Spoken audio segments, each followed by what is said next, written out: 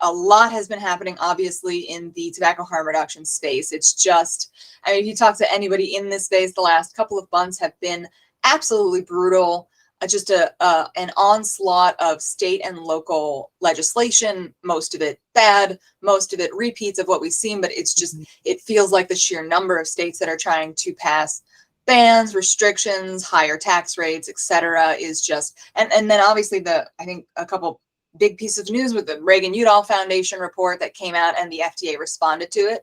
And the other one is that Brian King, the new head of CTP over at FDA, gave a basically Ask Me Anything 1 hour Q&A where he had some revealing things to say. You know, a lot of it because he calls himself the least bureaucratic or the most non-bureaucratic bureaucrat you'll ever know, and he's extremely charismatic. He gives, you know, really nice sounding answers. It does seem at the very least that Brian King, more than some of his predecessors, is truly interested in stakeholder engagement. He is really interested in the FDA used to have public meetings all the time on myriad issues. They would have scientific advisory board meetings where they would give advice to the FDA. And then they just kind of stopped doing that even before the pandemic. All of that kind of tapered off.